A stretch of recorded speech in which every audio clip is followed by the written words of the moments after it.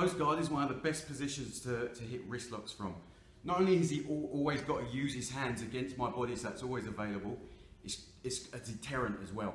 If I'm constantly attacking wrist locks like this, he gets very scared about where he's putting his hands.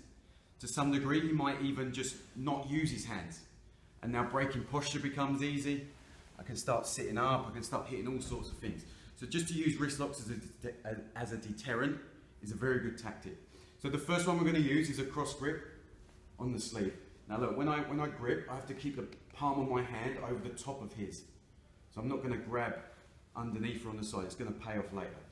If it was no-gi, I can actually grab the wrist, but again, I'm going to make sure that the palm of my hand is on the back of his, and I circle my grip around his wrist. So already, look, I can start to bend this in. With the gi one, here on the sleeve, just a pocket grip. So as I extend this and I bring him towards me, this is important, I can't do it from here, I need to get his arm extended. My other arm is chopping over the top. And now it's important, this is why I have to keep my grip on top. My hand slides from his sleeve to his wrist. So because it's on top, I can easily get there. If I was here, I'd then have to travel. So I pull forward, I chop over, and take my Kimura grip. So already look, I'm folding this in. Now look, if I finish here, he might be able to pull his elbow in, and I miss it. So we're gonna do a few things. Number one, his hand goes to his shoulder. I wanna put the pressure down to the floor, not in towards him. And then I can finish here. If we turn,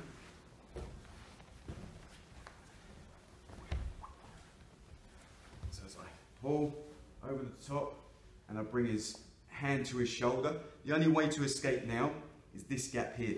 So if he slides his elbow down, I'm going to miss it. So there's a few things I can do. I can either just keep my guard closed, bring my knees all the way towards my elbows. Now there's no space and I can finish with the pressure.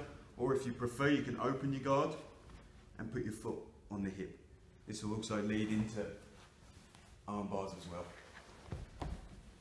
So cross grip, making sure we stay over the back of the hand. If you're doing it no-gi, just actually hold the wrist. So I'm pulling, extending his arm, chopping over the top, connecting my Kimura grip, and my hands on the back of his hand. Try not to go on the fingers, you won't get as much pressure. Here, so the hand goes towards the shoulder. I close this gap, could be with a closed guard, or I can step, and the pressure goes down in towards. If the guy's tough, I can release this and double up on it. Elbows pinched, and pressure down. Extend over the top. So when I attempt this first wrist lock, especially when I get to it, it's very common for your opponent to use this free hand to get rid of that grip. Now, he has a choice. Yeah, he could push the elbow open. And it does work to a certain degree, but I can always just tuck this in. Like I said on the other one, I'm always trying to keep this elbow tucked anyway. What's really effective is when he actually pushes the hand away to get rid of the grip, okay? So when he starts to push on this hand, I'm gonna take that one. Just hold it right here, just on the thumb pad.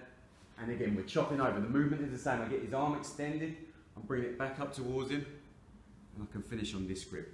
The only thing that changes is rather than this way, sorry, it's this way. So, as we're here, and he starts to push away this grip, I let him extend, I take this one, chop over, and bring it back towards his shoulder. I can meet up with my grip here, same thing, I pinch my elbows, try and take away this gap here.